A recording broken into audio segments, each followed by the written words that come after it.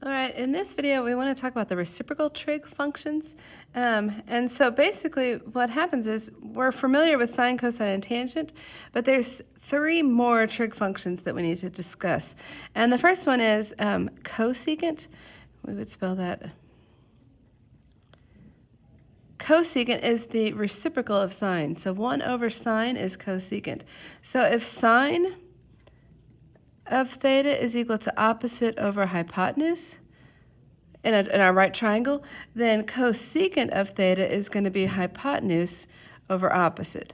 Now, to be honest with you, I don't know, this is not something that I have memorized, but I know this. I will never not know this. This is pretty standard.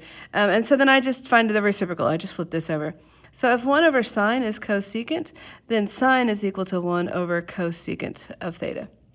Cosine's reciprocal function, or cosine's buddy, is secant. Okay, and it's abbreviated SEC. And so therefore cosine of theta is equal to secant of theta. So if cosine of theta is adjacent over hypotenuse, which you know that to be true, then secant would just be hypotenuse over adjacent.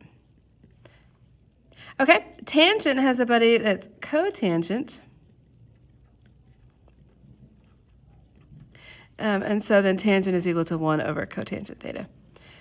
So the way that I like to remind kids what goes with what is that each pair has one co. So sine goes with cosecant, cosine goes with secant, and tangent goes with cotangent. So if you try and put cosecant and cosine together, you've got two co's, and that doesn't work. So there's just one co per pair. Okay, if that's helpful. The next one, so then we had to write down the 6 trig ratios. So what I would do is I would set this up, sine, cosine, tangent, and then cosecant, secant, and cotangent. So that way I can this and just flip it over and get the other, get its buddy. So they're next to their buddies. So in this one, this is one of the triples, 8, 15, 17. I pointed out, well, I reminded kids in class today that these 3, 4, 5, 5, 12, 13, 8, 15, 17, 7, 24, 25. Sorry, there you go. You got to hear me sing. Those are some good triples that it's nice to have memorized. What I showed them too is that if you take an odd number, like if I take 9 and I square it, I get 81. Half of 81 is 40.5. If I take the whole numbers on either side of that, 40 and then 42, check this out. 9 squared plus 40 squared is equal to 41 squared. And so that'll give me a triple. So what it was is I take any number, any odd number, square it, and then divide it by 2. And so in this case, 11 plus 60 is going to be a Pythagorean theorem with a Pythagorean triple with 61. So I thought that was clever. It does not relate to this at all, but it's pretty nifty. So coming along, so what I needed, that was a long way to get that this other side is 15. So sine is going to be opposite over hypotenuse, 15 over 17. Then this one therefore would be 17 over 15. Cosine is adjacent over hypotenuse, 8 over 17, so 17 over 8 is secant. Tangent is opposite over adjacent, 15 over 8, therefore cotangent is 8 over 15. Now in this next one, we have 11 squared minus 7 squared. Okay, so then when I take root 72, that's 6 root 2. Let's not rationalize our denominators because when I start, like for example in tangent on this one, I'm too lazy to write all this out right now, but tangent's going to be 7 over 6 root 2. Well, if tangent of theta is equal to 7 over 6 root 2. When I want to go to find cotangent, I'm just going to flip this over.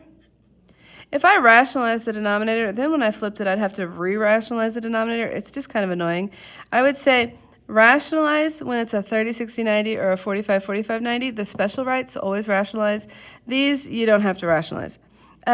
In class today, I'm going to do I'm gonna do this one and then set up these others. In class today, I changed this equation because I didn't notice all of these were initially in quadrant 1. I wanted to change this to go from 90 is less than theta is less than 180. And so when we start graphing these, 0 degrees will always be here, and we go in the positive. Sorry, I'm a little congested. We go in the positive direction as we move in order through the quadrant. So this is quadrant 1, 2, 3, and 4. So when we go in that order, we've moved in the positive direction. So 90 would be here, and 180 is here. So they're telling us that sine, so I'm always going to draw my triangles to go through, the hypotenuse will go through the origin.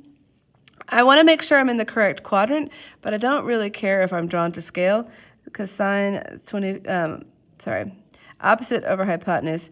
Notice, though, that when I move into quadrant 2, my x has gone in the negative direction. So this is now a negative 5. That was that 5, 12, 13 over here.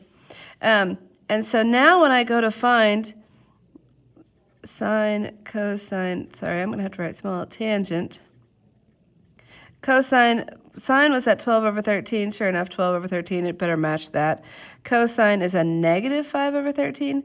And we're going to talk about this more later, as how in this quadrant over here, cosine will be negative.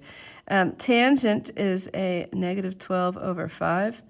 You can put the negative in the bottom. I'm just afraid we'll lose it. Cosecant, therefore, is 13 over 12. Secant is negative 13 over 5. I'm sorry that this is so small. And then cotangent is a negative 5 over 12. Notice this line right here, that the hypotenuse of that triangle, its slope is negative, and its slope is actually this negative 12 over 5 is the slope of that line, which is the tangent of the angle, and that always works out. So the next one, when we're in quadrant 1, we're going to draw this here in quadrant 1, and so if it's cosine, it's 1 over 4. And then this one is supposed to go, should say, and the origin. So write all 6 trig ratios for the angle formed between the x-axis and the line that passes through this. Well, there's infinitely many, my bad. And I intended it to go, so here's the line that goes through this, and then 6, 7, maybe it's here. So if that's the point 6, 7, then I went over 6 and up 7. And so now I can do Pythagorean theorem to find the missing side. Then this one, I changed this one in class to negative 4, negative 5, because I had been in quadrant. Well, this one is also in quadrant 1, and so this was 2 over 3, and then you find, what is that, root 13 or something like that. Go practice that and then look for my answer key. But on this one, if I went negative 4 and negative 5, now I'm in, this is a negative 4, a negative 5, 16 plus 25, 41, so this is root 41.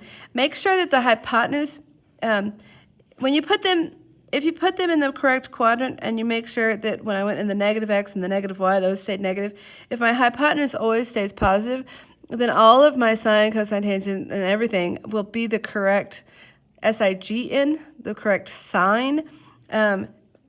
So not this sign, but this over, so negative 5 over root 41. Therefore, cosecant, we're just going to flip that, negative root 41 over 5. And I can keep going, but I'll have the correct positive or negative SIGN for each of these if I've labeled it all correctly. If I were to be in quadrant 4, you would draw it something like this. Okay, so this is how you want to draw all these little triangles and then find the sine, cosine, tangent, secant, cosecant, cotangent to all of those. Go look at my answer key for the rest of it. I'm done with the video. Enjoy! Practice, practice, practice.